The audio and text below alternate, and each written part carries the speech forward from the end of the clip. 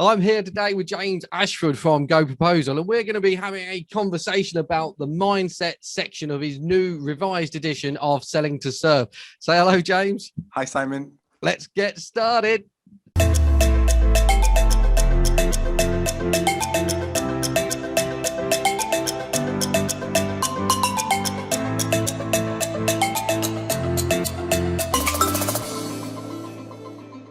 Hello and welcome to this online meeting with James Ashford from Go Proposal. I make it it's just turned 1 o'clock, and I know we've got lots of things to talk about with James in order to look at the mindset around selling and how you can improve your selling technique, and we'll challenge that concept in its entirety as well. So before we get started, and while a few more people turn up, as I always say at the beginning of these conversations, the questions that come from the community, i.e. you that is watching this webinar live, make these events unique. And as much as I can ask James questions and challenge James on the concepts that he shared, then there will be questions out there that you have got that you can use and provoke in order for you to learn. And James will more and gladly welcome those questions. So if you have a question today, whilst we're talking to James, if you could pop them in the Q&A box, you'll find a little box to the right-hand side of your raised hand feature at the bottom of the screen. If you pop them in there, then I will gladly ask James those questions as we go through. Or alternatively, you can pop them in the chat box, but it's far easier for me if you pop them in the Q&A box. It's easier for me to keep an eye on them and them not get lost. And as I always say, and James will be the same, we like the easy questions, the stupid questions. So if you've got a stupid question that you would like the answer to, please feel free to ask them. It's the difficult questions that, generally speaking, people don't like. So without further ado, if Mr. Ashford is in the room, if you could just turn on your camera and turn on your mic. Here he is. Look at that. There's always that slightly nerve-wracking bit, and for whatever reason, my camera's gone funny as well, which I will sort out now. So, without further ado, James, can you please just give us a brief background in a couple of minutes as to how you ended up where you're sat there today from a Go Proposal point of view? Yeah. Hey, Simon. Hey, everyone. Thank you for joining us today. I really appreciate your time. We're going to make it as useful as possible. So yeah, I'm going to start with something quite negative. Really, several years ago, I had a marketing business, and it failed ultimately. Simon, it was my first ever business. You kind of don't know what you don't know at the time, you know, when you set things up. And when I kind of reflected back on it, we had a lot of things right, but we didn't have the finance function in place, or the full finance function. And so what we ended up doing was making lots of small mistakes that kind of took us off course ultimately. And then set up another business after that, and then eventually met with an accountant. And one of the things that I'd been doing before that is kind of acting as a consultant and helping lots of businesses in generally many different industries to help them to get their pricing and selling right. Now, I don't have any formal sales training at all. The closest thing I have is I used to be a close-up magician. So it was my job to kind of at a wedding walk up to a table and convince 10 normally drunk people who don't want a magician there, don't want to be interrupted, didn't ask for me there, don't believe in magic, don't like magicians, kind of have 5 minutes to convince them that magic is real. So that was kind of my sales training. Implemented a sales system into an accounting firm that I met in Manchester. And then off the back of that, we started to scale it. Northern accountants heard about us. And it was in that one interaction that then created our product, Go Proposal. And what was great when we developed it, I wanted to help accountants to make sure and bookkeepers to make sure they were charging for everything and all the hard work and value that they bring. But because I'd also been on the other side of the fence as well, I wanted it to be fair for the client. I wanted it to be transparent for the client. And I wanted to make sure that these accountants were giving the clients everything they needed. Because at the end of the day, if you don't give that client everything they absolutely need, they could potentially end up in a similar situation that I ended up with. So I've always seen this as both sides of the fence, but you can't just give people software and say, right, this is how you charge more, because there's so many things that prevent them from actually taking that and implementing it, which is all around mindset. And so the whole purpose of the book Selling to Serve was to kind of build on that and elaborate on that and to get into some real deep subjects to understand why we're afraid of selling, why we're afraid of charging for everything, why we're afraid of charging for anything in some cases, and what clients really mean when they say no. So just really digging into the psychology of that. Brilliant. Thank you. And what happened with the camera then? But I've got it working again somewhere along working along the line. So thank you very much for carrying that. Just completely random, and thank you very much for carrying that over, James. So I noticed there you didn't mention the name of the firm that you're involved in. I know it will be, but I'll just, for clarity, we can talk about that today, can't we? Because I know some of the questions. Yeah, so it's MAP. It was my accountancy place when I first encountered it, and we are now MAP, and I'm a director of that firm as well. Brilliant. Thank you.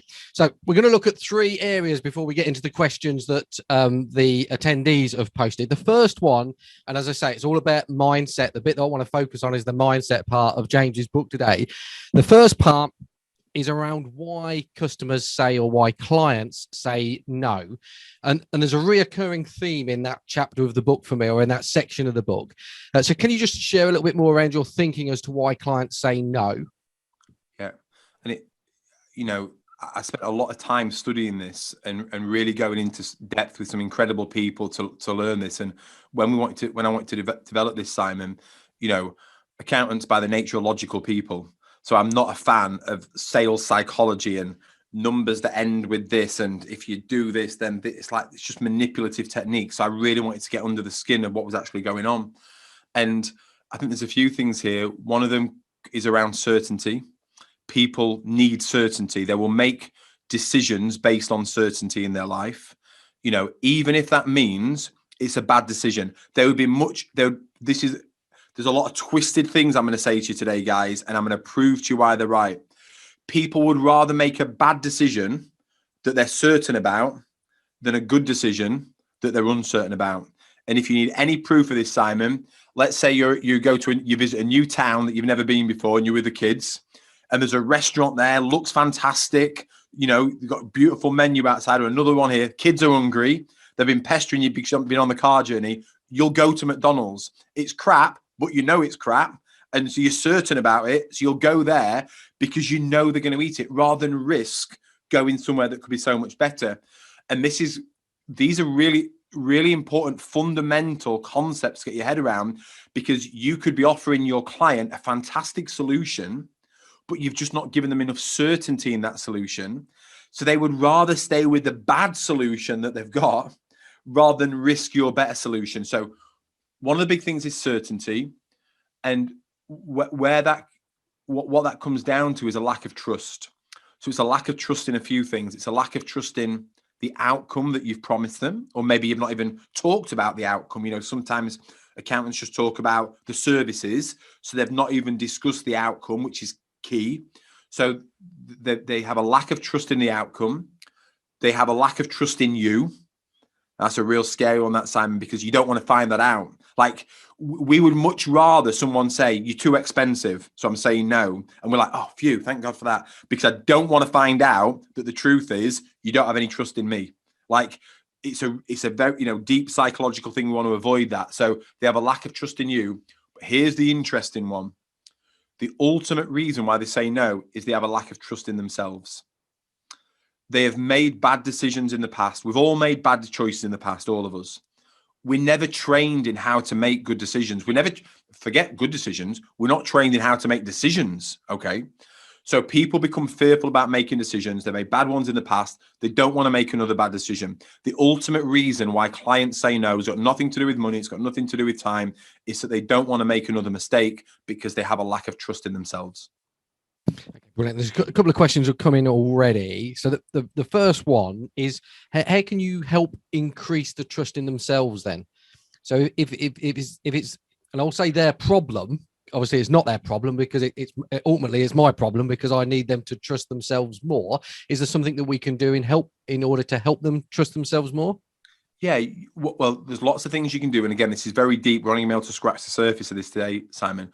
But and again, you're going to learn some twisted things that I know you'll be doing, but you've got to reinforce the decisions they've made in the past.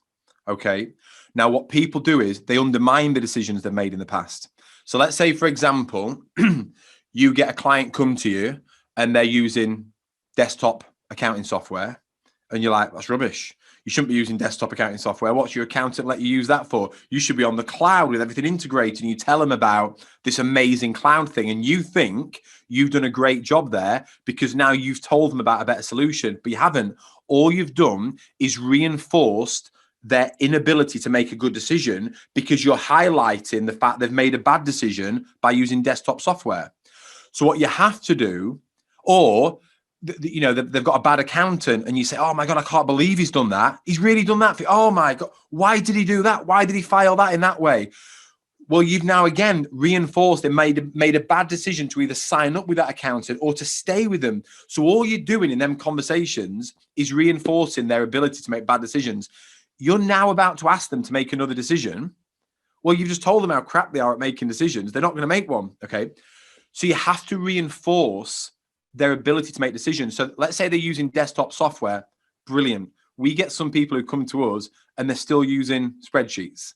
So at least you understand the ability to use software, but now let me show you how to maybe use some more advanced software that can maybe streamline things a little bit further. Okay. The fact that they're with an accountant, they've been with one for a long time. Okay. Well, do you know what? The great thing is that you've recognized that now.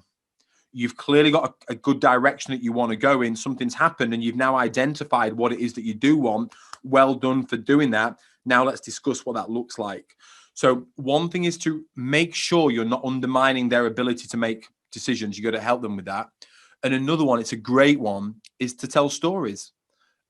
True stories, of course, not like make things up, but to tell them a story as to how you've helped people on a similar journey. Well, look, this is reminding me of someone very similar to you. They're in this position here, and you just map out the story there, because that then gives them confidence that you can take people like them from where they are with the pain that they're in and get them to where you want them to be. Brilliant. So two things that I've taken from that then, James, is one is to find the positive in whatever it is that they're coming to you with. So if they've got a problem, then reassure them that that problem is an okay problem, find the positive in that problem, and then build on that positive rather than dismiss it as a stupid decision in the past and then try and correct it. So it's 100%. helping, building, perhaps rather than knocking it down and starting again. Just stay on that one, Simon. Just stay on that one for a second, if I can. It's really important, this. Like, I've read sales books where it says, like, get people to dwell on their problem, like draw out the problem and drag it out and, get them to dwell on it. It's the absolute wrong thing. What you want to do is you've got to show them that they can make decisions. We had it recently. We've just sat in MAP. Last month, we've had our record month ever in terms of revenue. We've just signed up a really big client and we took them away from one of our main competitors. Okay. So they came to us and they said, we've been to see one of your competitors, and they told us who it was. And Paul said, I love those guys. They're brilliant. I know the MD there. He's a great guy. And they were like taken aback, like, really? Yeah, really good choice. Well done for like going and checking them out. And then she said, can I show you the reports that we've been getting from our current software? And Paul went through them all, and he was like, they're brilliant. You're getting some great reports from these. And this, like, what most people do is to try and find everything wrong so they can show, well, but we're better in this way. Paul just reinforced everything they've got. Well done. Like, this is great stuff. Now let me show you how maybe we can progress that and we can build on that or give you some further insights or whatever. But just reinforced everything. It completely disarms people. And you know what? It's just right. It's the truth. It's how you should be. Brilliant. Love that, James. Thank you. And then the second one was to tell stories to demonstrate how somebody in their situation, you've helped somebody in their situation move forward. 100%. Stories are a wonderful way of helping people to progress, because what they do, Simon, is they find themselves in your story. If I tell you a story of a heartbreak I had when I was younger and you hear it, you hear your heartbreak story in my story. You recall the girl that dumped you abruptly, like I got dumped, right? Okay. So you hear if you tell the story, they find themselves in the story. And they want to become the hit. This is a key. We're getting deep again now. They want to be the hero of their story. So you tell a story of someone who became the hero, and then they want to become the hero of their own story. That's why stories work so well. Excellent, thank you. And then Paul's asked, how can you give more certainty? And that came up when you was talking about certainty around trust, etc., etc. So what can we do in order to give the potential customers more certainty, or even the customers that we've currently got that we should be cross-selling to? Yeah, there's lots of things you can do. One thing that I'm a big believer of is being transparent, and this scares people to death. And I can only tell you it works so well. It does so many good things. Let's say, for example, well, there's two things you can do here. Let's say, for example, you run payroll for a client. I guarantee most firms don't show people how they run payroll. They don't show they don't map it all out and show the process and how the client has to do this by this time on a Friday by 5 p.m., etc., and everything that you do off the back of it and who's involved and how the client gets involved. We have every service mapped out. We have an internal version for our processes, but we have an external version for the client. We show the client how we do everything. We show them the software, the training, we map it. This is how we do it. We give away the recipe, and people become scared to death because they think the client's going to take it and run their own payroll. They're not going to do it. So give it all away, map everything out, make it as clear as possible so they can show it. The other thing that I believe is really important, we have an onboarding brochure. So we have a brochure for our services that sell our company in MAP. We also have a brochure for the onboarding journey, and we show them what's going to happen throughout that journey. And what you've got to do is show them the bad things as well. So you can say, right, after month 1, we're going to have implemented Xero software. We'll have moved you away from your old software. We'll have started training with your team. And it's at this point that you'll regret ever working with us, because you'll be like, what is all this new stuff? I don't understand any of it. And you'll want to pick the phone up and tell us to put your old software back in. Don't panic. It only lasts for a week. We've got you covered. We'll progress you through this way.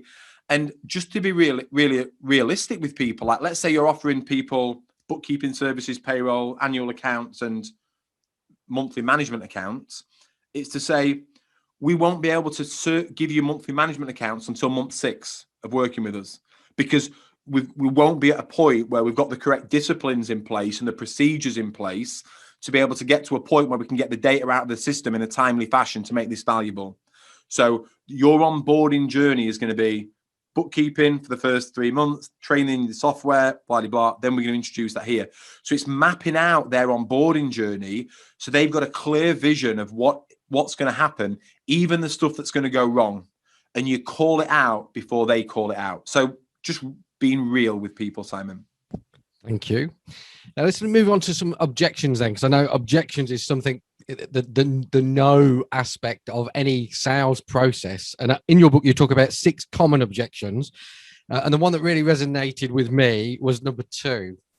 It's too expensive, or any variation of that a customer shares. So it's the price is too high, I can't afford it, and that sort of conversation. So if I'm having a conversation with a customer and they reply, well, it's too expensive, how do I handle that objection? What's behind that objection? What sort of things can I do? Yeah. So again, one thing is if the word too is in front of it or not. That's quite an important one, because if someone says that's expensive, that's not an objection. That's just a whinge. That's just a fact. Yeah, we know. Lots of people tell us that. That's the end. That's the end of the conversation. Yeah. Shut up and move on. You don't walk into a Lamborghini garage and go, "That's expensive." Yeah.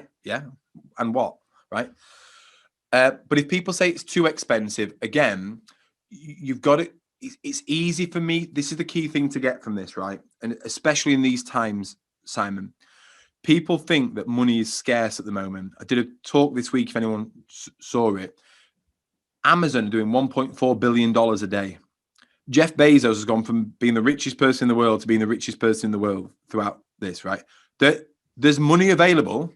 People are just spending it on Amazon. Jeff doesn't have an issue of taking money from people, right? I've got 3 children, a 9 and a 10-year-old and a 21-year-old. They've all got iPhones, okay? Most people have big TVs on the wall, nice cars on the drive. The kids have iPhones. There is money available.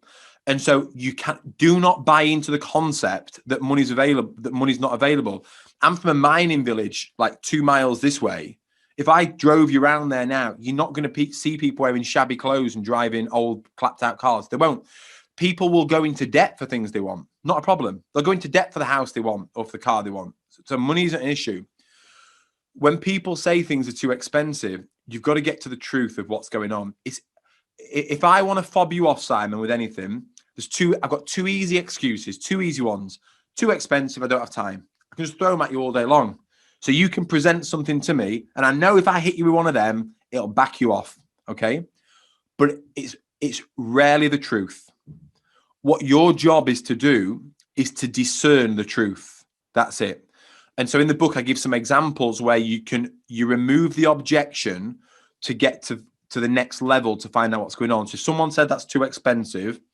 A really good response is, okay, well, if we could make it affordable, is there any other reason why you wouldn't move forward with this?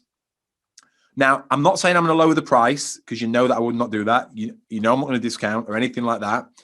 But all I'm just saying is, okay, well, if that wasn't a problem, is there any other reason? It's just not a good time now. We're so busy. Okay, well, if I could make this really easy for you so it didn't take up any of your time, is there any other reason? Yeah, can I be honest with you? Yeah. My old accountant's got a kid at my school, and I've got to see him every day at the school gates, and I'm scared to death of what he's going to say. Brilliant. Cool. Right. Let's handle that. Let me show you how your current accountant's still going to be a friend. Okay. So I'm using those techniques to just discern the truth. Now, it may be that it is too expensive and they can't afford it. That may be a legitimate factor, at which point, okay, what do you want to take out? And so long as you have a clear, structured menu of services, it can then become quite easy to say, let's take this out. Another thing, and this is in your locker. I don't know why accountants don't use this. Like if I came to you, Simon, now, and with our business Go proposal, and you presented me your fees, I'm like, it's too expensive. I don't want to. Well, why is it too expensive? We can't afford that. Before I get onto this one, sorry. It could be that I've been trained to think that I shouldn't spend more than this fixed amount on accounting, and you have to educate me that I'm actually underinvesting in the finance function of my business. James, up until now, you've been underinvesting in the finance function of your business. If you want to work with us, I'm not going to allow you to do that, because it's going to make you vulnerable. It's going to expose you, okay? This is the correct level of investment, and I'm going to show you why. So that's one thing. But another thing is, if I genuinely can't afford it, it's okay. Well, why don't we have a look at where else you're spending money, and let's see if we can do a cost saving exercise, okay? It's £250 to do the cost saving exercise. I guarantee you'll get the money back from that, guaranteed. So it will more than cover the costs within 3 months, or within 6 months of us doing this exercise, or within 3 months, you'll have the money back. Let's go and review where you're currently spending money. So you've got this in your locker to go in and say, well, stop spending that. Let's cut back on that, do that, and reinvest this with us. So you can free the money up. You're the most skilled people at doing this, right? So there's so many things, if we just have the confidence to have those open conversations with people and be prepared to challenge them. Brilliant. Never thought about running a cost-saving exercise in order to free up the money in the accounts for them to pay us. So that's definitely one to add to the board meeting agenda for next week. Okay, so the two common objections, I think, is the two commonest was too expensive and don't have time. And the way to handle those is to say, well, what if we gave you the time, or what if we gave you the money? And then what you're actually doing there is asking what the real reason is. And then once you've got the real reason, then you can handle that reason, as opposed to the not got time, not got money objection. That's it. And what most people do is they hear something to do with money. This is really, so here, I don't see the value, too expensive, or anything that's connected to money. You're more expensive than my previous accountant, blah, blah, blah, right? You then buy into that myth. You then think it's something to do with money, so you lower your price, but it's not. Go back to the reason why people can't, like, why they don't want to move forward with you. It's probably a lack of certainty. A lack of certainty in the outcome. Okay. The moment you lower your price, you can now no longer give certainty, because you've now got less money to be able to deliver the level of service that people need. So you spiral down, because probably the underlying reason is they have a lack of trust in themselves. They have a lack of certainty. Okay. Well, I'll tell you what I'll do then. So you give me the facade of it's too expensive. Cool. Well, I'll drop the price to give me zero chance of providing any certainty in your life at all. Right? This is what I mean. Like, it messes with your head when you start to think about what's actually happening here. And it's like, well, will you lower the price? Can you drop? Simon, I respect this relationship too much. I want this relationship to work. If I was to lower this price, there is no way I can give you the level of value that you have come to me for. I respect this too much to drop this price by 1 penny. What do you want to do? Got to go for it. Yeah. There we go. It's remarkable. I've never looked at it like so. The fact that you're discounting and reducing the price instantly in that moment increases the level of uncertainty and breaches the trust at the same time. Because a moment ago it was 100 paired, and then all of a sudden it's 90 paired. It's like, okay, well, it might be 80 paired. So all of a sudden I'm uncertain about what I'm getting. So the actual discounting is a negative aspect in the relationship before you even sign on the dotted line. And you're more uncertain because you think, how the hell are we going to do this? We can't deliver this service now for this price. So you've now got uncertainty, and you'll project that onto the client as well. So you're fueling the one thing that's preventing them from making a decision to move you forward. There's a paragraph in the book that says it's never been about whether they can afford you. It's always been about how much time you can afford them. Okay. And you can only afford them the level of time they need if they're paying the right amount for it. Excellent. Thank you. So I've got a couple of questions. Hirsch has asked, accountants work hard, but it's always behind the scenes, i.e. it is invisible. It is not visible like someone selling a car. So how could you make it visible? I know we've already touched on mapping out the process. Yeah. Are there any other ways that we could make what we deliver, the quality that we deliver, visible? Yeah, great question. And absolutely right. You're magicians, you guys, right? I said I was a magician. You guys are magicians. Like, I give you some information, you do something, and a tax return gets filed or a member of staff gets paid. I have no idea what's going on. It's completely intangible. So there are some ways that you can make your services more tangible. Having a physical brochure of your services is a good thing to do, something they can physically hold. Paul Mead's got a brochure. We have a brochure. So, Paul, we use a company called Mixam.com. You can do very short print runs, like 20 brochures at a time, very high quality, because the reality, you don't want to print 1,000 off because your services are going to change 2 months' time or whatever, right? So small print runs, high quality, beautiful feel is one thing. Great quality proposals. He would say that. He's got go proposal. No. Great quality proposals make the intangible tangible, because it gives your services a physicality, okay? By them seeing them presented beautifully in a proposal that gets sent to them, that they have to physically sign to accept, gives it another sense of physicality. If you're just sending an email with something in, then that doesn't show the quality. And also the experience you give as well, Simon.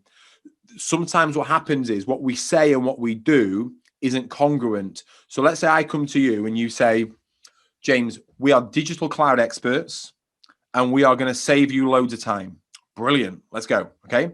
Where do I sign? Oh, it doesn't work like that. We'll send you a proposal. Okay, cool. What time is it now? 2 o'clock on a Friday. When will I get it? I'll try and get it over by close of play. Cool, right? It's not going to happen.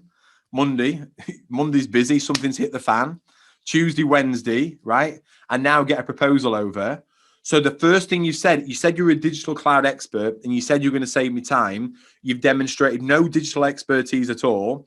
And you have wasted the last 4 days of my life, by which point my head's now off on something completely different.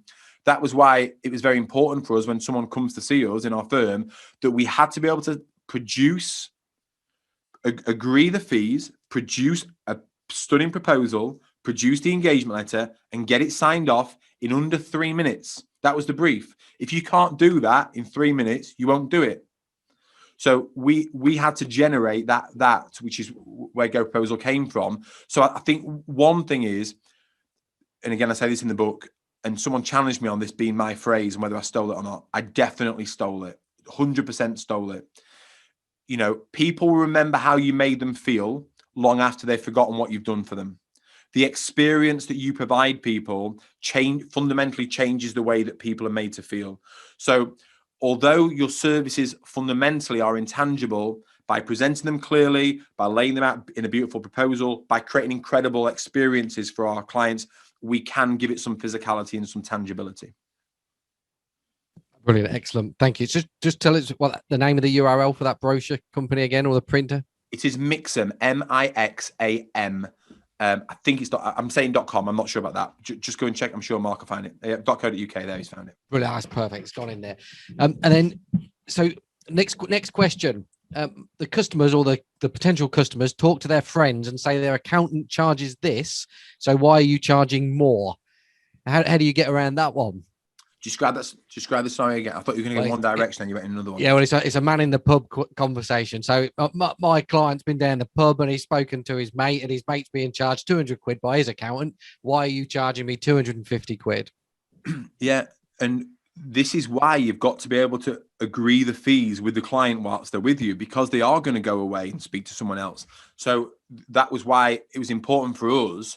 So if I'm sat with you, people are scared to share the price and services with a client while they're with you because they're scared of an awkward conversation of you saying, why are you including that? Why is that this much? Okay. We've got to have that conversation at some point. So we're either going to have it now while we're on a call together, or we're going to have it later on when you've left this meeting and you're now speaking to your wife who says, what are you spending all that on that for, Simon? I thought we were going to book a holiday next month. So I need to, so the first thing is I've got to be able to have the conversation now and arm you with everything you need to be able to go and defend what we've included in here. That's the first thing. The other thing is, before any proposal meetings, I would always encourage people to bring any decision makers along. So if we were bringing you into a meeting, I'd want to say, is there anyone else that you need to speak to make a decision on this? Bring them with you. Let's get it agreed. Making sure that the proposals of a proposal and an engagement letter are two separate documents. They have two fundamental functions. A proposal is where you articulate the value of the service and it reflects the outcome that they're going to get for it. The engagement letter is there to protect you and to outline your responsibilities of each parties and to minimize risk. You can't merge the two together. They have to be two separate docs. So the proposal document is the one there that becomes your salesperson that they take away afterwards. What we encourage, I feel I've said Go Proposal too many times now, but I'm going to say it again. I'm sorry. What we encourage at Go Proposal is that you produce the proposal there and then with a client. So during the meeting now, I've produced the outline the fees. I've sent you the proposal. So as soon as this meeting's finished, I'm now going to open up Loom and I'm going to do a video of the proposal, reminding you of why we chose these items to be included, the benefits that you're going to get from them and why you need them. I'm then going to send you that video within 10 minutes of you walking out of that meeting, because I need to come with you. Ideally, I need to come with you and sit with you in the pub to defend you against Bill or whatever, right? I can't do that. But if I give you the proposal instantly, if I send you my video with you straight away, I've done everything I can to arm you with that. I guess back to the specific question though, well, my mate's only spending this amount on that. Yeah. He's been allowed to underinvest in the finance function of his business. We advocate that you should be investing between 2 and 4% of your revenue into the finance function of your business. We will not allow you to underinvest because it's not fair. Storms in businesses, there's only one thing guaranteed in a business, and that is that storms come. And we are in the middle of one right now. I am not going to sell you fair weather services because if a storm comes, it's going to blow you away. You need this budget. You need this forecast because you need to see what money you've got coming up ahead, what you've got coming ahead, right? You need monthly management accounts so you can make timely decisions. I'm not going to allow you not to have those services because you're not going to have the data you need. Your mate, is either not getting those services or he's massively underpaying for them, and he won't be getting the level of service he needs. If you want to work with me, I value the relationship too much to allow that to happen. Excellent. Thank you. I just recorded that. If you just transcribe that and people can read that, then that's the sales pitch. Definitely, it's recorded, yeah, and we can get it subscribed on Otter. But anyway, so just on the speed aspect of it, James. So there's an argument I think some people would put forward that if you can produce a proposal in 3 minutes, yep. I know you're sitting down and having the conversation with the customer before they agree to work with you, but if you can then go away and prepare the proposal in 3 minutes, it's clearly not tailored to the specific individual. It's not been written specifically for them. Is there a danger that they just look at it and think, well, it's a computer generated report that he's just pressed a button on and therefore it has no value? So do you think that depreciates that in any way? You have to have been through a consultative sales process to start with. So if you just come to a meeting with me, Simon, I'm like, right, what do you want? And you say, well, I've got annual accounts, bookkeeping and payroll, cool. There you go. 100% completely cheapens it. I've not done the right thing. If you come to me and I go take you through a consultative sales process to say, okay, before you even get into your business, what is it that you're looking for to achieve in your life? Like what needs to show up in your life for you to know that you're kind of progressing? And for me, when I first started working with MAP as a client, my 3 goals were, I wanted to be able to take my kids to and from school every day. I wanted Becky to be able to leave work because she had a very tough job. And I wanted us to move closer to the kids' school in a house in a specific village. They were my 3 goals. And I therefore needed my business to achieve certain targets in order for us to achieve those things.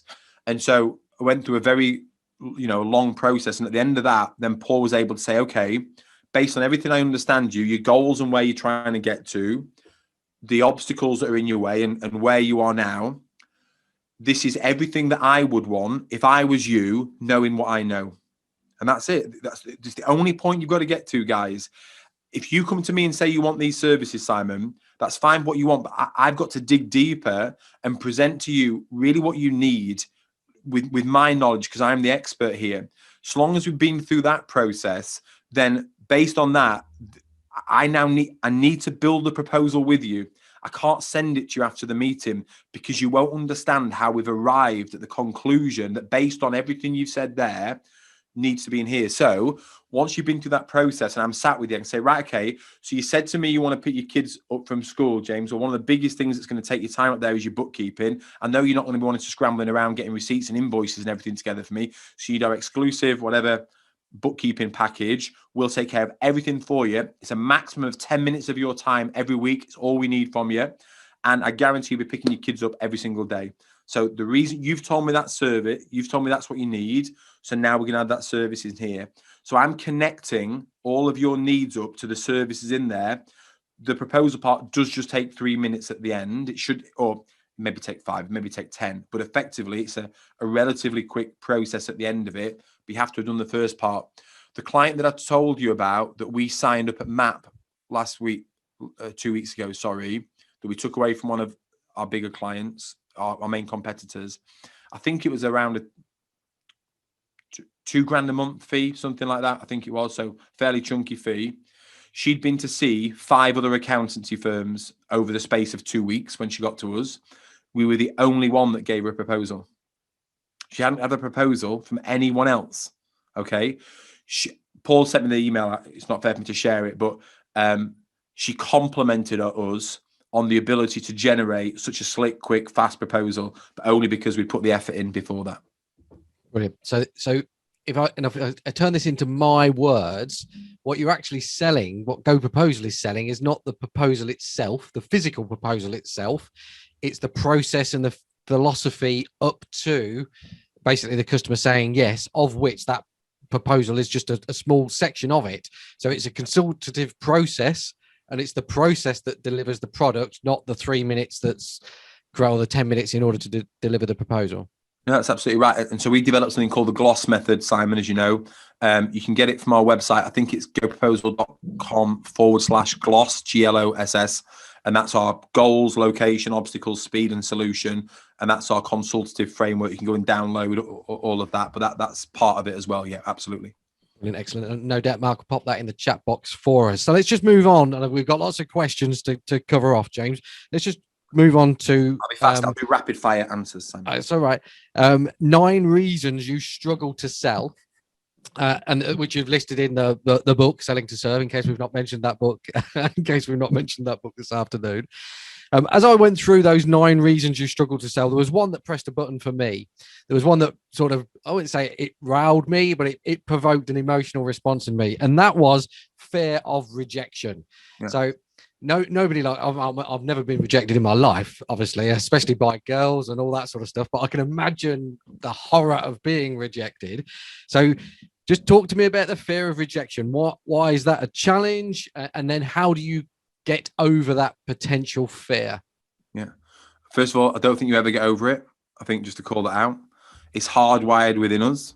It's from our being part of the tribe. However many hundreds of thousands of years ago we were part of the tribe. Like if you stay part of the tribe, you're more likely to get food, shelter, and less likely to be eaten by saber-toothed tigers. That part of our wiring is still in our brains. And whilst the world has become a much safer place, our brain hardwiring has not caught up with that. So we still have this fear of, of wanting to be connected to the tribe. And so when people reject us, we have it's a physical response. We become afraid. We become, concerned about our safety. And we've all experienced rejection in our lives, whether it's a parent rejecting us, parents divorcing, somebody dying, a partner leaving you, whatever that may be. We've all experienced rejection at some levels, and that has left kind of debris behind, mental debris with us. And every time we sense that rejection is likely or even a possibility in this scenario, it just whirs up all that debris, it brings it all back, and our brain says, I don't want that. So how do we handle this? And the reality is that will always be there. We will always have that fear of rejection. And so it's not about moving forward in the absence of fear, it's moving forward with fear. I talk about several ways to help to overcome this. It's not a quick fix solution, but one of them is not to be too attached to the yes. So we become very attached to, why, if this client says yes, my life's going to be so much better. Yeah, it might be. You'll get some more money coming, but it'll also cause you some problems. If you sign up a $2,000 a month client, yes, there's some great bits to that, but there's also some bad bits to that as well. And if they say no, well, that's bad. You can say it's bad, but it also frees you up to spend more time with your kids or to serve your other clients. So yes and no are not actually that far apart. We assign so much positivity with the yes outcome and real negativity with the no outcome. The trick is for them both to be neutral, to genuinely not be that bothered really as to whether they say yes or no. Now, I know that's hard if you're struggling and you're trying to make more cash and you really need to get that client over the line. I appreciate that's a harder situation, but it's really to let go of some of the emotion attached to yes and no. Okay, brilliant. Thank you. And Mark is currently homeschooling like lots of us, so he missed the URL for the gloss method, James. I think it's goproposal.com/gloss, I believe. Brilliant. Excellent. Thank you. Let's move on to some questions. So we've got one from Hirsch. The client's bookkeeper has a hidden agenda of moving clients to their friend's accountant, and so do some bank managers. How do we deal with that? Explain that again. So the client's bookkeeper has a hidden agenda of moving clients to their friend and their friend's accountant, and so do some bank managers. How do we deal with that? So it sounds like this accountant's got a customer who has got a bookkeeper, and the bookkeeper is working against him as the accountant. How do we deal with that? Yeah, you couldn't. I mean, that's a really bad situation, and people will always act in their own interest rather than the interest of the company they're working for, potentially. And so, it can be a fear that if they've got an internal bookkeeper, that they see you as a threat when you're working with them. So it's to have that conversation. And I guess what I'm good at, Simon, is I'm just not afraid of difficult conversations. So in that scenario, it'd be, look, there's something going on here that this isn't working. We need to sit down and we need to have a chat and understand actually what's going on. Why do you see us as a threat? Why does this keep happening? But if you've got a client that's if I understand the question right, if you've got a client that's effectively stealing people away from you, then you just need to cut that out. That's just a toxic situation to be in. And, I am a big believer that most what people determine as bad clients, we actually we make them bad clients, But if there is genuine toxicity with any client or with a member of staff or whatever, what I'm never bothered about, Simon, is the 7.5 billion people on the planet. I'll find better people. I am not afraid to cut anybody out. It's funny, we had this conversation this morning with the team. I've had conversations with friends who have been very good friends, and for whatever reasons happen, they become very negative or huge drains or just toxic people. I won't just not answer the phone to them and hope that they stop ringing me. I'm going to ring them and I'm going to explain that this will be the last time we ever speak to each other and why. I don't want there to be any doubt in their mind that our friendship is over, right? And it's having the confidence to be able to have any conversation like that with any level of toxicity and move it out. And the energy that it will restore within you, you will more than make up for any loss that you suffer from that person leaving. Excellent. Thank you. And I think that was the bookkeeper of a client rather than the client that was transferring clients to the other accountant. But the same principle applies, is that there needs to be a conversation as to why that's happening. And mentally now I've just written down uncertainty. So is there some uncertainty in that bookkeeper about what's being delivered? Is there a conversation in order to help them be more certain? So brilliant. Thank you for that. And again, just stand by your guns, stand by your quality of service, never move down, never back down on your price. The truth will always come out, Simon. That's the important thing. When people, I hope there's no flat earthers on here, but when people were saying the world was flat, the world never defended itself. The world just stayed round what it was. Like, if you know you're good at what you do, whatever people are saying or taking away, stick to your guns, and they'll realize that other firm is bad and they will return to you. Thank you. Stephen's asked, how do you transfer clients onto Go Proposal, or you normally just pay annually? Yeah, so I guess it's whether it's Go Proposal or bring them over to a monthly billing. So it can be very hard, that, especially. So let's say, for example, they're spending £100. You're charging them £1,200 a year, Simon, and you don't complete their year end until 6 months. You haven't completed their annual accounts until 6 months after their year end, right? So now what you're saying to them is, I need you to pay me £1,200 for last year's work, but also I want you to start paying me £100 a month moving forward. And we're 6 months into this year, so I need £600 up to this point. That's £1,800 and £100 from today. So it's a real challenge to get them to do that. So there are different ways of doing this, and I have got a resource where I outline this, and maybe you've got your own ideas, Simon. But what I'd be looking to do is to perhaps set up a payment plan for that £1,200 and the £600, so the £1,800.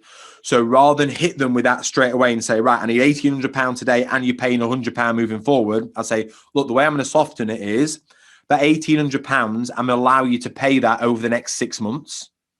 Okay, what's that? £300 a month. Yes. So thank you. So £300 a month for the next 6 months, and starting £100 today. So it's not going to be your £1,200 that you thought you're going to have to pay today. It's going to be £400 this month, £400 next month, etc. And then it'll gradually drop back to £100 a month, and then we know where we are. And you can just like call it out and say, look, I apologize that we're at this situation, but this is where we need to get to. It's going to be a far better relationship moving forward. It's going to help your cash flow, etc. And as part of it, I'm going to add you into my weekly mastermind group for free that I normally charge £100 a month for, but I'm going to include you into it. So you could look to give an extra value service that is scalable.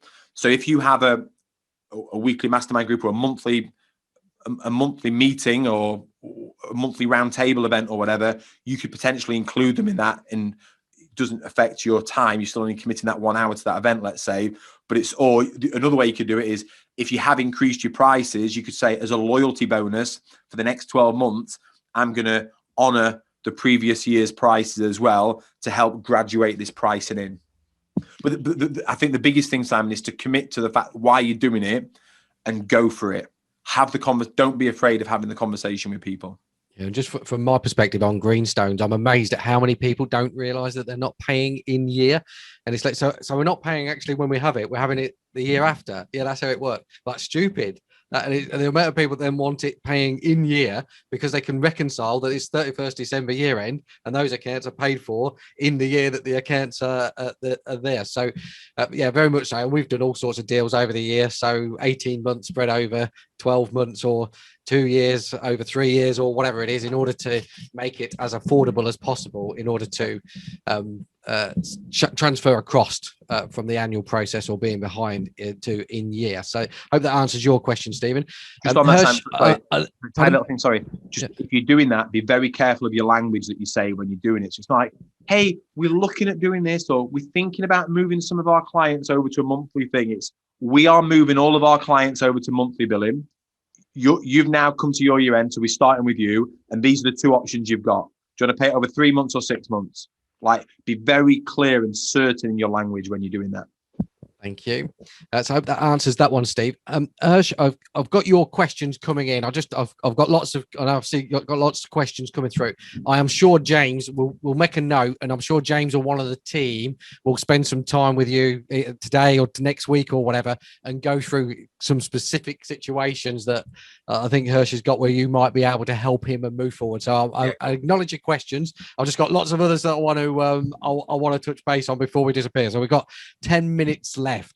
So the next one from Paul, slightly off track, but I'll be fascinated in this answer as well. So how do you find the time to achieve all you do in business and still have time for the family?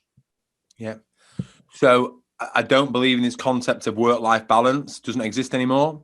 There's just decisions and consequences. Like, you just decide what you're going to do and you live with the consequences. So like when I wrote the book, I did 30,000 words in a week. I really went for it, and I fell out with my wife quite a bit throughout that time because of what I had to do. When I did the audio book for it, I did it in one day on a Sunday, and I committed to that. That's what it's going to take. And it got to midnight. I was freezing.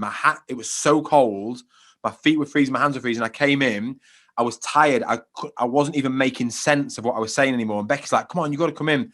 And I'm like, and I said to myself, I'll finish it I'll stop when it's done. And we fell out about those things. So I guess you got to make your decisions. I get up early, Simon, is the first thing. So this morning, I had a call yesterday, as you saw, with Gary Vaynerchuk. Sorry, just to drop that one in there. So I had a call with him, and we were on until quite late. Went to bed. It was 11:30. I checked my phone, and it said my Audible book had just gone live. So I'm like, bro, ran straight back downstairs, pulled everything up and checked it. So it was like midnight when I went to bed, went to sleep, woke up this morning tired. I was like, oh, what time is it? Looked at my clock, and it was 5:20, and I was like, yes, I can get up. That is my God's honest thought. I was like, yes, I can get up. If it was like 3:20 or 4:40, I'd have been like, oh, a bit too early. 5:20, game on. And I was just absolutely smashing into it. So I think, you're the master of time mastery, Simon. Gary V, though, actually on this one, he says, don't judge yourself too harshly. The biggest thing in time mastery is don't judge yourself. Like, you'll spend some time on good stuff and some time on bad stuff. Just crack on with it. And I'm in a position now where I've got a team around me of people. So in terms of like marketing and stuff and what you see going out there, I've got 3 people whose job is effectively to market me and my content that we produce, and they're full time on it. And I'm totally unreasonable with everybody. I am completely unreasonable with myself. Everyone knows that I'm completely unreasonable with myself and what we need to do. Yesterday we had a team meeting about these massive new features we've got coming with Go Proposal. We presented it to the team, and the dev says it's going to take 6 to 9 months to complete this. I says, cool. So can I have a chat with you afterwards? I got on a call with them.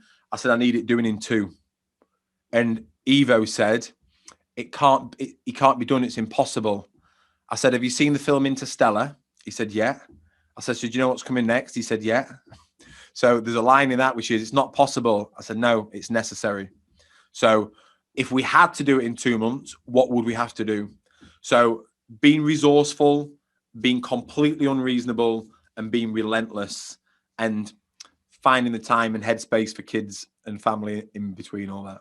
Yeah, and you can sense the passion to deliver that service in that answer, James. So I think devs. I spoke to one of the devs this week. He said, Jake, we can't do it in that time. I says, well, you're only working a third of the day. He says, what are you on about? He says, I'm doing 8 hours a day. I says, yeah, there's 24 hours in the day. Brilliant. So, and Warren says, what evidence do you have that the earth is flat? No, I didn't think it was flat. It was round. Elliot's asked, do you collect up front for the accountancy service such that the client has paid before the applicable year end? So do you recommend that clients pay in year? 100%. Never be exposed. I'm a martial artist, Simon. I'm a black belt martial art. And when you learn to throw somebody, the principle in throwing somebody is that at any point in the throw, they can press pause, stop, and you have to do this. And at that point, the opponent could disappear and you can't fall over. So there's never any point in a throw where you're leaning and relying upon another person to be in balance. You always have to be in balance every part of the throw. I took this principle over into business, which is you've got to assume that a client can disappear at any moment in time. And the moment they disappear, you cannot be out of pocket. Even if you're completing year-end accounts for someone and you think it's an end-of-year activity, it won't be. You'll be answering phone calls, dealing with emails for that client all throughout the year with little questions they've got. There's no such thing, I don't think, as an annual service anymore. Everything's a continual service for people. And so by the time you get to that point when you're delivering it, you absolutely should be paid up for it. Thank you. Got 5 more minutes. There's a couple of questions. One of which is, where do you get all of your energy from? So what do you do in order to get the energy? Every day, Simon, I'm just grateful to be above ground. That is it. Like, I wake up, the first thing that happens when my feet hit the floor, every single day, I say thank you and have a big smile on my face. 1 million people die in their sleep every night, and therefore 4 million people wake up to someone dead very close to them, right? I wasn't one of them last night. So I'm just like, I'm winning. At 5:20 this morning, I was like, yes, I've got another one. What we're going to do today. Here we go. I'll walk into my local shop in the morning and they're like, same thing. Like, what's up with you? Like, why? I'm like, well, I'm here. I've got today to do whatever I want to do with. So I'm just genuinely, we only get so many laps of the sun, Simon. My very best friend in the world, a few years ago, he got diagnosed with a brain tumor, and within 18 months, he was gone and left young children and his wife behind. You know, we only get so many laps of the sun. Tomorrow is not promised. We've got today. And the chance of you being alive was like 14 trillion to 1 or something like that. So you're on planet Earth in the best time in human history, with everything that we've got around us. It's the safest we've ever been. We've got so many wonderful things to be grateful for, so many opportunities around us. If you can't get excited every single morning simply because you are above ground on planet Earth in 2021, nothing else is going to make you happy. So I just wake up with this energy. People have said to me throughout, I'm 42, people have said to me, you're going to burn out or whatever you need to rein in. I'm not burnt out yet. I've still got the energy. I'm very aware of negative energy coming in. I do not listen to the news. I will not have negative people around me. If there are negative people around me, I'll either remove them from my life or I'll learn to manage those people. And I just surround myself with great energy, because when you do that, like if I come off a call with you, Simon, I can give you energy. I can help you with something. I can share something with you. And when I get off the call with you, I have more energy than when I came on with you, because you'll be grateful for me helping you with something, or you'll share an idea with me or whatever. When you're around good people, you can give it away and it just fills up. You just get more and more all the time. Brilliant. And no doubt the second thought at 5:20 this morning was, yes, I'm speaking to Simon at lunchtime today. That was the main thing. It's a double bonus today. So we've not mentioned your book. You've written a book, James, haven't you? The book Selling to Serve. Yeah. We're not mentioned that. I know there's an offer for anybody that would like a copy of the book, the audio version of the book. How do they get hold of that? Sure. So the Audible version has actually just gone live last night, as I mentioned. So you can go and grab that. So if you go on Amazon, you can get the whole lot. You got this in paperback, hardback, Kindle, and on Audible now. But if you go to the link that Mark's going to put in here, if you go to the website, then you can get a copy of the audio file. So SoundCloud, it's still on SoundCloud. I think Audible may make us take it down. So I'm going to leave it on there until they do. I don't think you can sell it on Audible and have it as available for free somewhere else, I think.